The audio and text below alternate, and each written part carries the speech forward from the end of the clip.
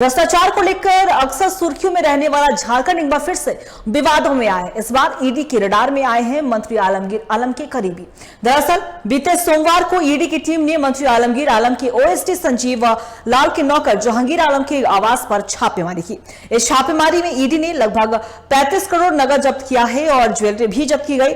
और छापेमारी के बाद कार्रवाई करते हुए ईडी ने मंत्री के ओएसडी संजीव लाल और नौकर जहांगीर आलम को हिरासत में ले लिया और कोर्ट में पेशी के बाद उन्हें 6 दिनों की रिमांड की मंजूरी भी मिली है। साथ ही इनके निशानदेही पर ईडी ने एक बार फिर से कार्रवाई करते हुए यानी कि मंगलवार के दिन छापेमारी कर राजीव सिंह नामक युवक के घर से लगभग 2 करोड़ नकद बरामद किया।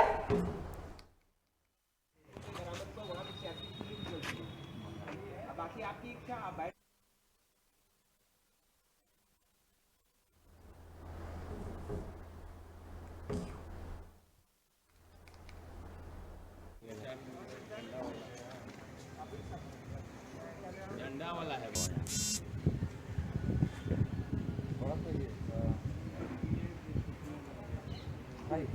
जो है ईडी को 10 करोड़ से अधिक के जो ट्रांजैक्शन है आपको कि भ्रष्टाचार को लेकर अक्सर सुर्खियों में रहने वाला झारखंड एक बार फिर से विवादों में आया। दरअसल इस बार ईडी के रडार पर आए हैं मंत्री आलमगीर आलम के करीबी।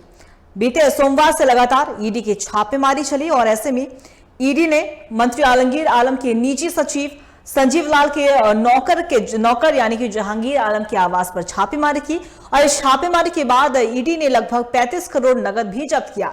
वहीं छापेमारी के बाद कार्रवाई करते हुए ईडी ने मंत्री के ओएसडी संजीव लाल और नौकर जहांगीर आलम को हिरासत में लिया है और उनकी कोर्ट में जब पेशी हुई तो उन्हें 6 दिनों की रिमांड पर भी भेज दिया गया।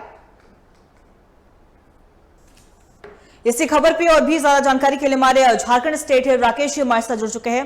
राकेश जी देखिए, ईडी अगर बात करें तो ईडी का एक्शन लगातार नजर आ रहा है और एक बार फिर से कैश कांड हुआ है। 35 करोड़ से ज्यादा कैश बरामद किया। हालांकि दोनों आरोपियों को 6 दिनों की रिमांड पर भेज दिया गया। क्या कुछ जानकारी आपके पास? देखिए अंकिता, निश्चित तौर पर देखा जा सकता है कि जिस तरीके से रिमांड पे जाने की खबर आई है, कोर्ट की तरफ से 6 दिनों का रिमांड मिला है ईडी को और इस दौरान कहीं न कहीं सारी चीजें फिर से एक बार पूछताछ के क्रम में कई चीजों का जिक्र किया जा सकता है और साथ साथ ये भी माना जा रहा है कि आने वाले समय में और लोगों पर भी बात की सकती है। जिस तरीके से अभी की बात की जाए तो रिमांड के मिलने के साथ ही उनसे पूछताछ होगी, दोनों से खास करके संजीव और जहांगीर से, उन दोनों से जब बातचीत हो रही है तब कुछ सुराग मिल रहा है और उसके आधार पे आपने देखा होगा कि आज सुबह से फिर से एक बार ईडी टीम सक्रिय है। 5 जगहों पे फिर से छापेमारी की गई है और इस दौरान 1.5 करोड़ से अधिक की राशि बरामद होने की सूचना है। तो फिलहाल छापेमारी भी चल रही है, साथ साथ ये भी माना जा रहा है कि जो सुराग मिलेंगे उसको लेकर ईडी की टीम कार्रवाई करेगी। लेकिन कहीं न कहीं कहा जा सकता है कि आने वाले समय में कई लोगों की मुसीबतें बढ़ सकती है। जी देखिए राकेश जी, हम बात करें तो आपने बिल्कुल सही कहा कि उनकी निशानदेही पर जब एक और जगह पे छापेमारी की गई तो छापेमारी में लगभग 2 करोड़ नकद बरामद किया। आखिर इतने पैसे झारखंड में कहां से आ रहे? जाहिर सी बात है, खास तौर पर जब भी छापेमारी हो रही है या तो राज्य सरकार के कोई मंत्री के करीबियों पर हो रही है तो सवाल बीजेपी ने भी यही पूछा था, आखिर ये पैसा किसका है? तो इसके बारे में क्या लग रहा है, आखिर ये पैसा किसका है? देखिए, आधिकारिक रूप से तो अभी इस बारे में कुछ भी कहना संभव नहीं है, लेकिन जो संकेत मिल रहा है खास करके ईडी की तरफ से सुगबुगाहट हुई थी और सबसे बड़ी बात जो नाम सामने आ रहे थे उसमें आलमगीर आलम के नजदीकी लोगों की बात आ रही है कि आलमगीर आलम जो राज्य मंत्री हैं उनके कुछ लोग हैं, उनके पीए हैं, उनके सहयोगी हैं, उनके यहाँ छापेमारी की जा रही है और उनके यहाँ से ही कहीं न कहीं राशि बरामद है। तो साफ तौर पे माना जा रहा है कि जिस तरीके से हालात है उसमें उनके नाम को भी नजरअंदाज नहीं किया जा सकता है और ईडी लगातार इन सारी चीजों की जानकारी लेने की भी कोशिश कर रही है। आपने देखा होगा कि कुछ पत्र मिले हैं वहाँ पे और उस पत्र में ट्रांसफर पोस्टिंग का भी जिक्र किया गया है, जिसमें कुछ कांग्रेस के भी बड़े नेताओं के नाम है और साथ साथ कुछ और नामों की भी चर्चा चल रही है। तो ऐसे में ये बात का अंदाजा लगाया जा रहा है कि आखिर पैसे आते कहाँ से, कहीं ट्रांसफर पोस्टिंग के खेल के पैसे हो सकते हैं, खास करके टेंडर मैनेजमेंट के पैसे हो सकते हैं और साथ साथ सरकार में जो योजनाएं चलती हैं उसके तहत किस तरीके से गतिविधियां चलती हैं, उन सारी चीजों को जोड़कर देखा जा रहा है और हो सकता है कि इस बारे में और भी खुलासा होगा जल्दी तो पता चल पाएगा। लेकिन फिलहाल जांच की आंच और भी कई लोगों पर पड़ती नजर आ रही है और देर शाम तक कुछ और नई सूचनाएं भी आ सकती है।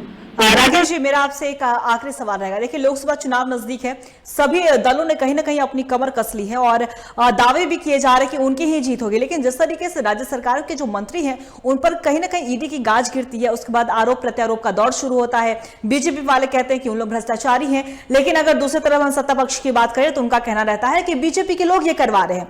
तो ऐसे में लोकसभा चुनाव के मद्देनजर क्या इसका इफेक्ट देखने को मिलेगा झारखंड की राजनीति में, खास करके सत्ता पक्ष के लिए?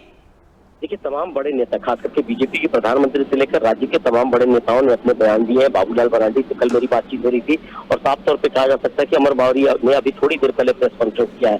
उन्होंने सीधे तौर पे कहा है कि किसी पे अगर कोई आरोप लगते हैं तो उसकी जांच होनी चाहिए। जहां तक राजनीतिक दृष्टिकोण की बात है तो निश्चित तौर पर कहा जा सकता है कि चुनाव का माहौल है और ऐसे मौके पे जब कहीं न कहीं राशियां पकड़ी जा रही है, बड़ी राशि पकड़ी जा रही है और साथ साथ कुछ साक्ष्य मिल रहे हैं, तब शायद इस तरह के आरोप नहीं लगाए जा सकते कि बीजेपी या केंद्र सरकार की इशारे पे सारी चीजें चल रही है, ईडी कार्रवाई कर रही है।